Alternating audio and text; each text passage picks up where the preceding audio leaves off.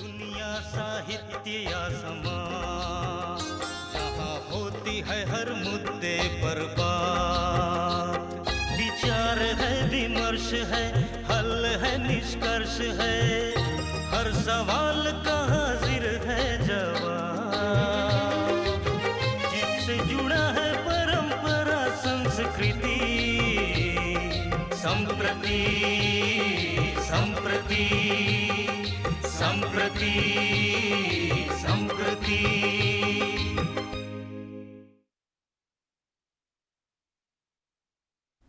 जोहार, मैं हूं रवि प्रकाश और यह कार्यक्रम है संप्रति। आज ही के अखबारों में आपने पढ़ा होगा कि झारखंड सरकार ने एक विज्ञापन दिया है कि जो बच्चे विदेशों में पढ़ाई करने के इच्छुक हैं उनके लिए जो योजना चलती है झारखंड सरकार की छात्रवृत्ति की, उसके लिए आवेदन कर सकते हैं। ऐसा पिछले साल भी हुआ था, कुछ बच्चे यहाँ से विदेशों में पढ़ने गए और सरकार ने उनको फिनेंशियली सपोर्ट किया छात्रवृत्ति के तौर पे। सामान्यतया क्या होता है कि जब हायर एजुकेशन का मामला होता है और लड़के 12th करते हैं या फिर उनका ग्रेजुएशन कंप्लीट होता है, तो जो बाहर के देशों में पढ़ना चाहते हैं उनको सबसे पहली चिंता ये होती है कि क्या पता कितना पैसा लगेगा, कहाँ से सपोर्ट मिलेगा, क्या मैकेनिज़्म है, कैसे एडमिशन होता है। ऐसे कई सवाल मन में आते हैं और इस वजह से कई लोगों की इच्छाएं जो हैं सो यहीं पे ख़त्म हो जाती हैं। तो कुछ लोग आगे बढ़ते हैं जो जाके विदेशों में पढ़ते हैं और फिर वो नाम कमाकर और डिग्री लेकर आते हैं। तो आज के कार्यक्रम में हम लोग समझने की कोशिश करेंगे अगले आधे घंटे तक कि विदेशों में पढ़ाई की क्या व्यवस्था है, कैसे उन स्टूडेंट्स को सपोर्ट किया जा सकता है, कैसे सपोर्ट मिलता है, किन देशों में ज़्यादा जाते हैं यहाँ के बच्चे पढ़ने, किन विषयों की पढ़ाई करते हैं, क्या स्कोप है और बाकी सारी तमाम बातें। और इस पर बात करने के लिए हमने एक खास मेहमान को बुलाया अपने स्टूडियो में। हम स्वागत करते हैं अरविंदर सिंह देओल जी का, जो बटर देओल नाम से हमारे बीच में ज़्यादा प्रसिद्ध हैं। रांची के जाने माने सोशल एक्टिविस्ट हैं झारखंड के, और जो बच्चे विदेश गए हैं पढ़ने झारखंड से या दूसरे राज्यों से भी, उनको काफ़ी सपोर्ट किया है देओल साहब ने। तो इस वजह से भी इनको बुलाया कि समझ सकें कि आखिर मैकेनिज़्म क्या है इसका। सर, आपका स्वागत है हमारे कार्यक्रम में। धन्यवाद। पहले तो यही समझाइए कि जो अगर बाहर पढ़ना हो किसी बच्चे को आफ्टर 12th या after post graduation, after graduation, तो क्या करना पड़ेगा, कैसे उनको सपोर्ट किया जा सकता है? देखिए, स्टार्टिंग दो लेवल पे बच्चे बाहर जाते हैं, जैसे आपने कहा, एक 12वीं करने के बाद, 12th के बाद, और एक है अपनी ग्रेजुएशन करने के बाद जो पोस्ट ग्रेजुएशन की स्टडीज़ होती हैं। तो हम एक एक करके करते हैं। अब मैं बताता हूँ आपको, जैसे 12th के बाद अभी जैसे बहुत सारे बच्चे अपना 12th दे रहे होंगे, तो मेनली हम जो करते हैं, हम दुनिया की सारी यूनिवर्सिटीज़ और मतलब maximum most of the universities and most of the countries in Europe, US, Canada, Australia, UK, सब जगह हम करते हैं। तो सबसे अच्छी बात क्या है कि उन यूनिवर्सिटीज़ में एडमिशन लेने के लिए आपको कोई एंट्रेंस टेस्ट, जैसे आप कहते हैं जैसे JEE है और NEET है, वैसा कुछ नहीं है। एक खाली आपको, क्योंकि आप इंडिया से आते हैं, आपकी फर्स्ट लैंग्वेज इंग्लिश नहीं है, तो एक एग्ज़ाम होता है IELTS का, आइल्स कहते हैं, बहुत सारे लोग उसको आइलेट्स कहते हैं, तो बट द करेक्ट प्रोनाउंसिएशन आइल्स है उसका आपको एक इंग्लिश का टेस्ट होता है and it is accepted world wide. सारी जगह, सारे दुनिया के कॉलेजेस और यूनिवर्सिटीज़ उसको एक्सेप्ट करती है। तो उसमें बैंड सिस्टम होता है, 9 बैंड मैक्सिमम होता है, तो उसमें 6 बैंड से ऊपर अगर आपको आए हैं तो दैट मीन्स आप इंग्लिश बोल सकते हैं, समझ सकते हैं, अच्छी लिख सकते हैं। उस पर 4 मॉड्यूल्स पे टेस्ट होता है। आपकी रीडिंग कॉम्प्रीहेंशन जो स्कूल में करते हैं वो कैसी है, आप स्पीकिंग कर सकते हैं, आप वार्तालाप कर सकते हैं, क्योंकि आप अगर किसी भी फॉरेन कंट्री में पढ़ने जाइएगा, वहाँ पर medium of teaching would be English, तो आपको एक समझ होनी चाहिए इंग्लिश में, आपको कोई दिक्कत नहीं हो। तो बेसिक टेस्ट वही है, और वो महीने में इंडिया में 4 बार होता है। हर सैटरडे को टेस्ट होता है। रांची में भी होता है, कलकत्ता, सारे IDP करके कंपनी है, पहले ब्रिटिश काउंसिल लेती थी, अब उसको IDP ने खरीद लिया। तो IDP टेस्ट लेती है, वो रिज़ल्ट देती है। और तो सबसे पहले तो आइल्स का आपके पास होना चाहिए। दूसरा आपका 12th का स्कोर। तो जैसे अब आईवी लीग कॉलेजेस हैं जो US के, या फिर टॉप 50 टॉप जो QS लिस्ट आती है top universities of the world, जिसमें MIT हो गया, Massachusetts, Stanford, Oxford, Cambridge, UCL, imperial college वगैरह जो है, ये आपको एक कट ऑफ बोलते हैं कि 12th में आपको 90% के ऊपर आने चाहिए सब सब्जेक्ट्स में। तो ये बेसिक हो जाता। और बहुत सारी कंट्रीज़ में पहले US में सबसे ज़्यादा इंपॉर्टेंट SAT होता था, एक स्कॉलिस्टिक एप्टीट्यूड टेस्ट। तो उसमें बेसिकली आपके इंग्लिश और मैथ्स, आइल्स तो ज़रूरी है इंग्लिश का हो गया, तो SAT होता था आपका। सिंगापुर में भी बहुत सारी यूनिवर्सिटी जैसे नैंगयांग है, NSU है, ये SAT का टेस्ट लेती थी। बट जब से कोविड हुआ है तो 2024 तक बहुत सारी यूनिवर्सिटीज़ ने इस पर वेवर दे दिया है कि आप SAT नहीं भी दे रहे हो तो आप अपने 12th के मार्क्स के बेसिस पे हमारे यहाँ एडमिशन ले सकते हो।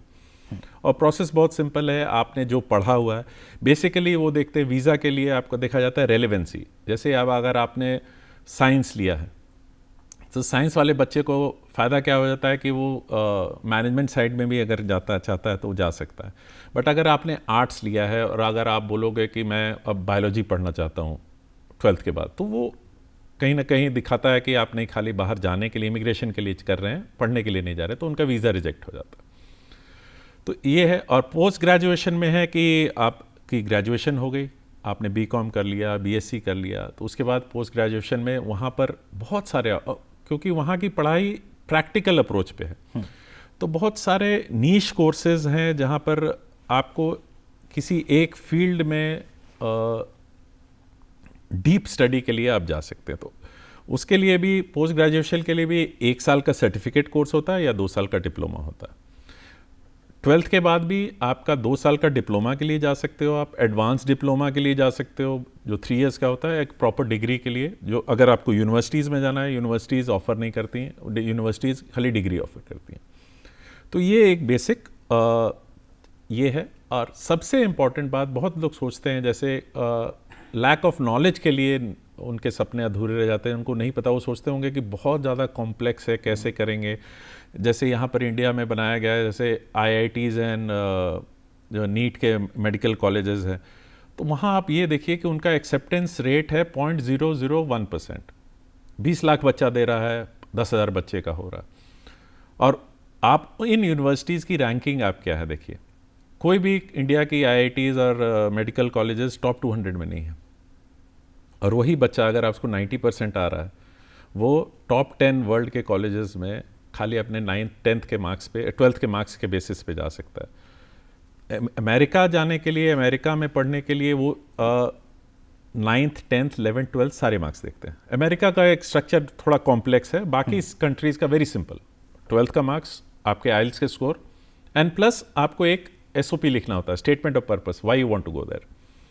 आप क्यों जाना चाहते हैं, आप उस कंट्री में ही क्यों जाना चाहते हैं, आप वो पर्टिकुलर कोर्स ही क्यों करना चाहते हैं, और आप वापस आके इंडिया में क्या कीजिएगा, कि आप उस कोर्स करने के बाद आप कहाँ सोचते हैं कि आपकी एम्प्लॉयबिलिटी कहाँ होगी और आपके फ्यूचर में आपका करियर कहाँ बनेगा। ये एक बच्चा अगर अच्छे से लिख के दे दे तो मुझे नहीं लगता कि किसी भी अभी मेरे एक फ्रेंड का फ़ोन आया था कोटा से, उसने 12 बच्चे ऑक्सफोर्ड में भेजे हैं इस साल। उसने मैंने भी हमारे साथ, हम लोग दोनों ने साथ ही कोर्स किया था इंटरनेशनल सर्टिफाइड करियर कोच का। तो NCDA से, national career development association America से एफिलिएटेड है, so we have got a certificate from there कि या वी आर सर्टिफाइड कोचेस। तो इट्स वेरी सिंपल, बट खाली ये लैक ऑफ नॉलेज एंड मतलब प्रचार प्रसार के कारण बहुत लोगों को पता ही नहीं है कि वो क्या कर सकते हैं। अच्छा, एक चीज़ और है कि कई बार लगता है कि नहीं, फंड ही का मामला है कि क्या पता जाएंगे अमेरिका पढ़ाने तो कितना फ़ंड लगेगा। तो ये फ़ंड का क्या सॉल्यूशन है, कितना लगता है, इन्वॉल्वमेंट क्या होता है? देखिए 2 तरीक़ा से होता है। एक तो है कि आपके फंड्स, अगर आपके पेरेंट्स समर्थ हैं, आजकल इंडियन बैंक्स भी बहुत ज़्यादा एग्रेसिव हैं एजुकेशन लोन देने में। एजुकेशन लोन का मतलब होता है कि एक मॉरेटोरियम पीरियड होता है। मॉरेटोरियम पीरियड के ये है कि जितने देर तक बच्चा पढ़ रहा है उसको आपको पैसे वापस नहीं करने, EMI खाली इंटरेस्ट देते रहिए, और EMI जैसे ही बच्चे का कोर्स कंप्लीट होगा तब से। और बहुत लोग सोचते हैं कि बैंक तो मॉर्गेज लेगा, कोलैटरल लेगा, तो बहुत लोगों को नहीं पता है कि देयर इज ए लिस्ट है, A1 लिस्ट है colleges and universities world over की। अगर आपका बच्चा उस टॉप 100 यूनिवर्सिटीज़ में जा रहा है तो कोई बैंक आपसे कोलैटरल नहीं मांगेगा। वो खाली आपकी पेइंग कैपेसिटी देखेगा कि पेरेंट्स की ITR है, कमा रहे, सैलरी है, बट प्रॉपर्टी नहीं है, वो कुछ दे नहीं सकते, FDRs नहीं दे सकते, ज़मीन नहीं दे सकते, बट सैलरी है, वो महीने का 20-30 हज़ार रुपया आपका लोन दे सकते हैं। तो वो बिना कोलैटरल के मेरी बेटी के साथ हुआ। मेरी बेटी यूनिवर्सिटी कॉलेज लंदन गई, जो 8th रैंक है वर्ल्ड में। वो bio processing of new medicine करने गई। तो जब हमने बैंक से कहा कि भाई 50 लाख रुपया फ़ीस है साल का, रहने का और ट्यूशन फ़ीस, तो बैंक ने कहा कि चूँकि टॉप 10 में है, A लिस्ट में है, so we will not take any collateral. उन्होंने मेरा ITR लिया और मुझे लोन सैंक्शन कर दिया। अब वो बेटी कमा के वो देगी वापस, तब तक हम लोग अपना इंटरेस्ट खाली ये दे रहे। और दूसरा एक है, ये हो गया कि जिसके पेरेंट्स के पास समर्थ है।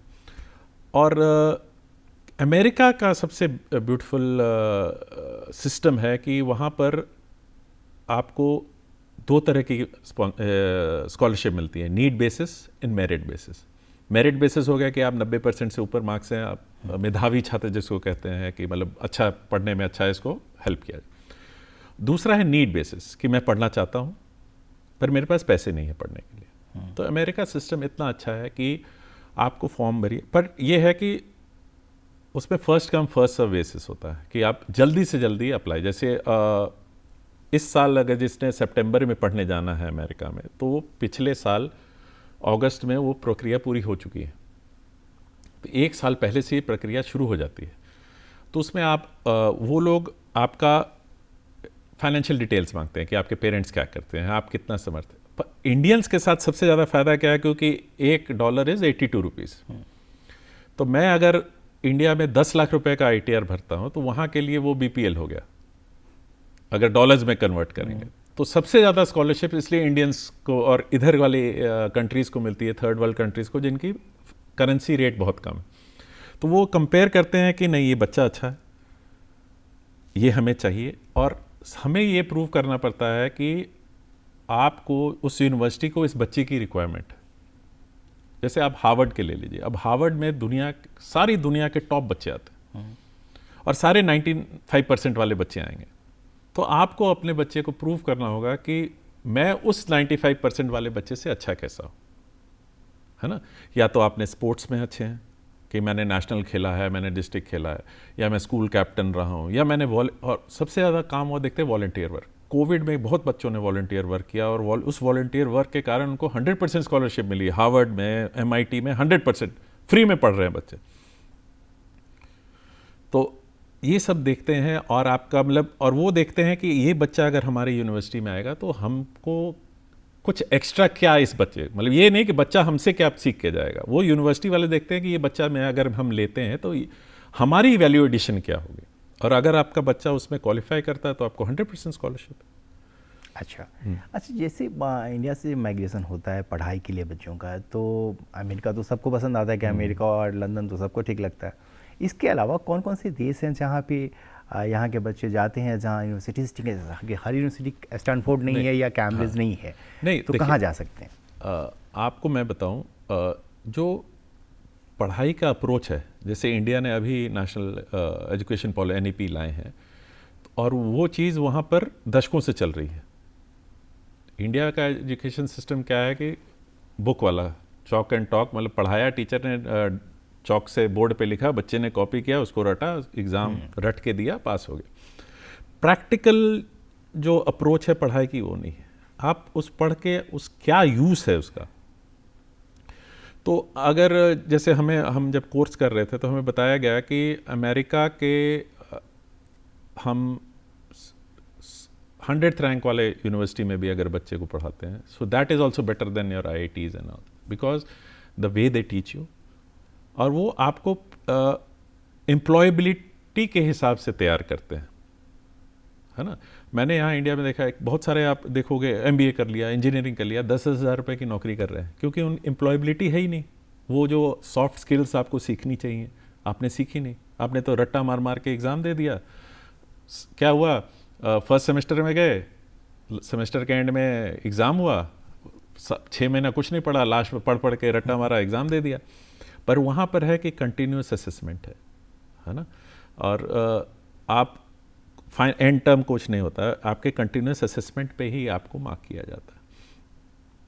तो सबसे ज़्यादा अमेरिका के बाद अभी जो बच्चे जा रहे हैं, कनाडा जा रहे हैं और ऑस्ट्रेलिया जा रहे हैं। ऑस्ट्रेलिया कुछ कम हुआ था, तो ये क्योंकि ये कंट्रीज़ की इकोनॉमी भी अब पढ़ाई पे डिपेंड है, स्टूडेंट पे, फॉरेन पे। कनाडा का सबसे अच्छा क्या है कि आप 2 साल के लिए भी डिप्लोमा करने, वहाँ पर क्या है कि अगर आपको 4 साल की डिग्री नहीं करनी है तो मैं 2 साल का डिप्लोमा करूँगा, ठीक है। 2 साल का डिप्लोमा किया मैंने, आपको 3 साल का वर्क परमिट मिल गया कनाडा में। उसी स्टडी परमिट पे एक्सटेंशन मिल गया कि मैं 3 साल तक रह के कोई काम कर सकता हूँ, ठीक है। उस 3 साल के बाद मुझे लगा कि नहीं, मुझे अब और आगे पढ़ना चाहिए, तो आप उसको एक्सटेंशन करा लीजिए, या फिर आप 3 साल के बाद पीआर का एग्ज़ाम दीजिए, फिर से IELTS GT दीजिए और अपना पीआर करा लीजिए, become a permanent resident of Canada. अब एक बार परमानेंट रेजिडेंट हो गए तो आपकी फ़ीस भी 1/3 हो गई। International fees is 3 times than whatever the fees for the local students.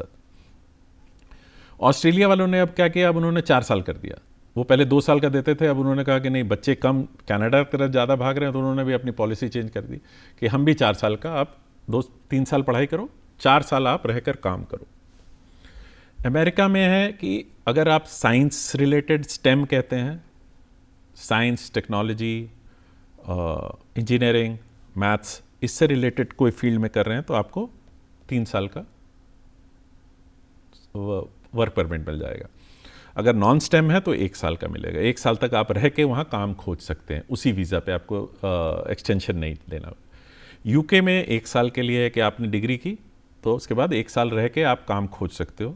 आपको 1 साल तक फ्री है रहना, मतलब फ्री आप रहिए, काम खोजिए, आपकी वीज़ा की वैलिडिटी रहेगी। तो इसी हिसाब से डिफरेंट कंट्रीज़ अलग अलग अपना निकालते रहती हैं कि मैं ज़्यादा स्टूडेंट खींचूँ, मैं ज़्यादा स्टूडेंट खींचूँ, तो ये चलता रहता है। अच्छा, एक चीज़ और समझाइए कि जैसे बच्चों के पास तो काफ़ी ये रहता है, जो भारत का माहौल है उसमें अगर बच्चा थोड़ा सा पढ़ने में ठीक है तो लोग सोचते हैं कि भाई तो नीट कर ले या फिर वो एडवांस क्वालिफाई करके IIT चला जाए। तो एक माहौल है IIT और नीट को लेके, थोड़ा माहौल बना है अब लॉ वगैरह को, दूसरे स्ट्रीम्स में भी भाई यहाँ जाए। क्या करना चाहिए एज ए कोच, आप क्या सजेस्ट करेंगे कि 12th के बाद बच्चे ज़्यादा बेनिफिशियल होगा उनके लिए जाना, या आफ्टर ग्रेजुएशन को जाना चाहिए, ताकि जो एम्प्लॉयमेंट को लेके समस्या है वो ख़त्म हो? ये मतलब एक कोई इस पे ठोस अपना डिसीजन देना, मतलब जनरलाइज नहीं कर सकते। हाँ। ये केस टू केस बेसिस पे कि बहुत सारे, जैसे हम लड़कियों को स्पेशली हम बच्चियों को बोलते हैं कि पेरेंट्स भी बोलते हैं कि छोटी है, 18 साल की उम्र में कहाँ बाहर जाएगी, तो उनको हम, जैसे पेरेंट्स को ये होता है कि अकेली कहाँ जाएगी, विदेश में रहेगी, तो हम कहते हैं कि आप ग्रेजुएशन करा लो, उसके बाद भेजो। और जो बच्चों के सपने हैं कि मुझे बाहर कंट्री में रहना है, तो होता क्या है कि ग्रेजुएशन के बाद भी आपको PR लेने का प्रोसेस वही है जो आप 12th के बाद अगर डिप्लोमा करते हैं या डिग्री करते हो वो करते हो। तो अगर ग्रेजुएशन 3 साल यहाँ किया, फिर आप 2 साल पढ़े, फिर 3 साल काम किया, तब आपको वहाँ की परमानेंट रेजिडेंसी मिलेगी। अगर 12th के बाद किए, 2 साल पढ़े, 3 साल काम किया, 5 साल में ही आप वहाँ के परमानेंट रेजिडेंट हो जाएंगे, तब आप फिर आगे सोच सकते हैं। तो ये case to case individual basis पे है, हम जनरलाइज नहीं कर सकते।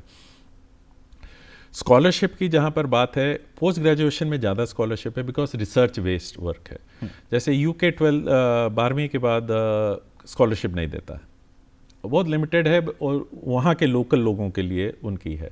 अमेरिका में भी है स्कॉलरशिप, पोस्ट ग्रेजुएशन में ज़्यादा स्कॉलरशिप है। जैसे हमारी झारखंड सरकार का भी जो है वो पोस्ट ग्रेजुएशन वाला ही है, सारे बच्चे जाते हैं।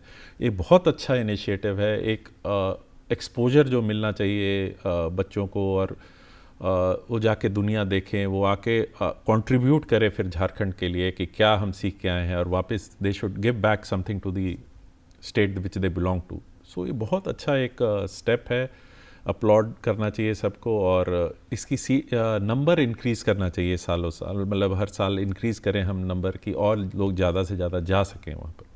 हाँ, मैं अभी आने ही वाला था इस पर कि भट्टादोस साहब का एक परिचय ये भी है कि यहाँ की जो सरकार, जो पार्टी लीड करती है सरकार को, झारखंड मुक्ति मोर्चा, उसके नेता भी हैं, और इनका एसोसिएशन काफ़ी पुराना है झारखंड मुक्ति मोर्चा से, और क्योंकि इस गवर्नमेंट ने काफ़ी शानदार काम किया, निश्चित तौर पर इसकी सराहना की जानी चाहिए। तो मैं इस सवाल पे आने वाला था, आपने उसकी शुरुआत कर दी।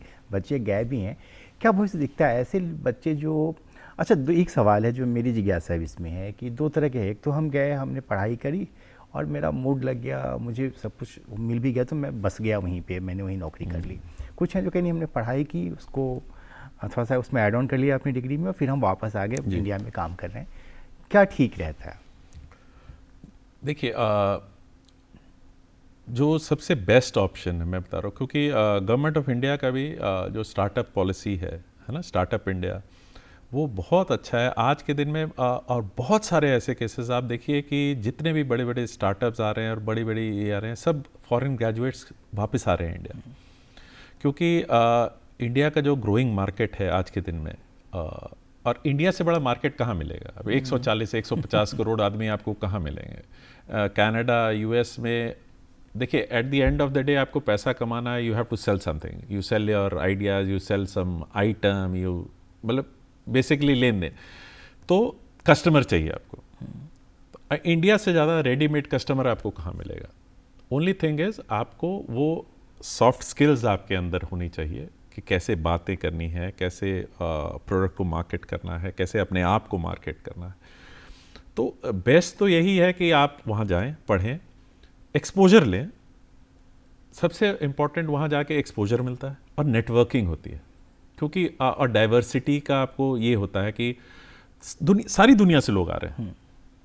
आपको चाइनीज़ कल्चर, आपको वियतनामीज़ कल्चर, को जापानीज़ कल्चर, आपको कोरियन कल्चर, आपको फिर यूरोप आ गया, आप जर्मन कल्चर, सारे तरह के दुनिया का सब कुछ एक जगह इकट्ठा है।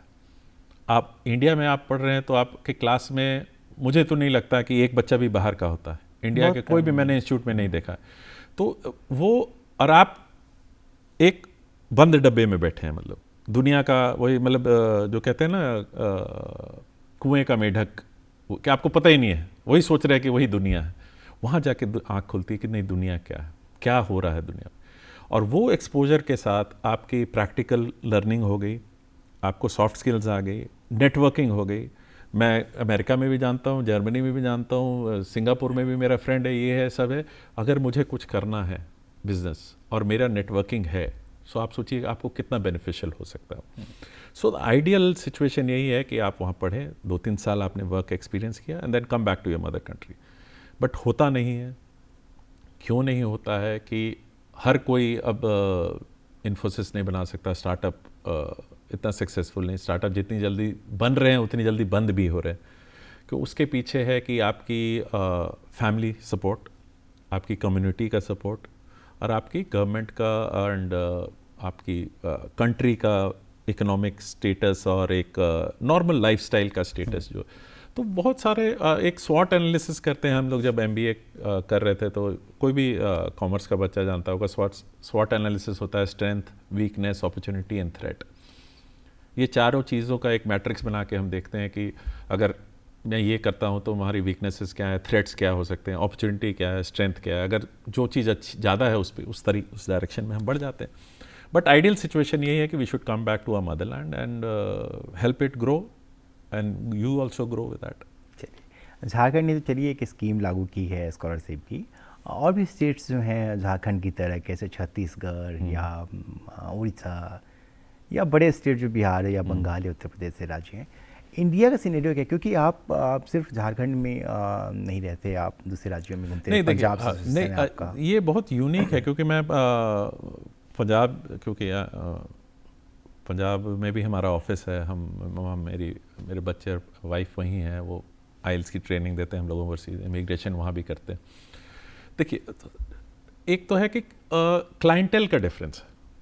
जैसे आप झारखंड, बिहार और इधर के बच्चों में आप देखोगे कि ग्रेजुएशन करने के बाद एक बार UPSC के ट्राई देता है, तो वहाँ पर है कि एक बार आइल्स का ट्राई जरूर देगा कि मुझे बाहर जाना है। क्यों है? क्योंकि उनके रिश्तेदार आधा पंजाब बाहर बैठा है, तो वहाँ पर है कि हर बच्चे को पंजाब कहाँ जाना है, कनाडा जाना है, कहाँ जाना है, ऑस्ट्रेलिया जाना है। क्योंकि मेरी क्यों जाना है? मेरी बुआ है, मेरी मासी है, मेरे मामा है, मेरा भाई है, बस इसलिए जाना है। यहाँ के बच्चों का जैसे ग्रेजुएशन हो गया तो एक बार 2 बार दिल्ली जाएंगे, UPSC जरूर देनी है, या फिर नीट देना है, JEE देना है। तो आप ये सोच, बच्चे पे मेंटल प्रेशर में बहुत डिस्कशन होती है कि जब आप जेई दे रहे हो, मैं एक मेरे फ्रेंड के बच्चे को, बेटा भतीजा ही है मेरा, उसको मैंने कंप्यूटर साइंस इंजीनियरिंग के लिए डीकन भेजा ऑस्ट्रेलिया, मेलबर्न में, and that university is world में 250 रैंक है। माइक्रोसॉफ्ट का डेवलपमेंट सेंटर है कैंपस में, और आईआईटी चेन्नई इज़ 252, उसके नीचे। वो 70% वाला बच्चा है, वो जीवन में कभी आईआईटी, वो बोला मैंने सोचा ही नहीं, मैं दे दूंगा ही नहीं, सोचने का क्या बात है, मतलब डिसाइडेड है कि मैंने नहीं देना। उसके मार्क्स, झारखंड बोर्ड का बच्चा है, मार्क्स के बेसिस पे बैंक ने उसके फादर को लोन दे दिया, गवर्नमेंट ऑफिसर है, बैंक ने लोन दे दिया, ही स्टार्टिंग 3rd सेमेस्टर में है, माइक्रोसॉफ्ट में इंटर्नशिप कर रहा है, लाइफ सेट है उसकी। अब 3 साल बाद उसकी डिग्री कंप्लीट होने के बाद he will work in Microsoft, then he says I will go to US for my post graduation, उसके बाद may be he will come back to India. तो और यहाँ वो बच्चा, आप सोचो कि कितना डिप्रेस्ड हो जाएगा कि आप 20 लाख बच्चे में 10,000 जो 19,90,000 बच्चे जो बचे हैं, उनकी लाइफ क्या है। आप सुसाइड्स भी हम पढ़ते हैं, सुसाइड कर लिया, अभी हाल फिलहाल में एक बच्चे ने लिख दिया कि सॉरी पापा मैं नहीं कर पाया। तो ये प्रेशर पेरेंट्स को भी हम बोलते हैं, और हम एक साइकोमेट्रिक एनालिसिस भी देते हैं बच्चों को। एक टेस्ट है हमारे पास, साइकोमेट्रिक टेस्ट, जिससे बच्चे का पता चल सके कि उसका इंटरेस्ट क्या है, किस सब्जेक्ट में जाना चाहिए, किस फील्ड में जाना चाहिए। चलिए, अब मुझे रोकना पड़ेगा क्योंकि वक्त मेरे पास नहीं है। मुझे पूरी उम्मीद है कि जो लोग इस कार्यक्रम को देख रहे होंगे उनको हमारी बातें ठीक लगी होंगी, और आपने भी अगर विदेश जाने का, पढ़ाई के लिए मन बनाया है, तो आपको थोड़ा फ़ायदा हमारी बातचीत से हुआ होगा। मुझे इस कार्यक्रम को रोकने की इजाज़त दीजिए, अगले सप्ताह आपसे फिर मुलाकात होगी। नमस्कार। नमस्ते।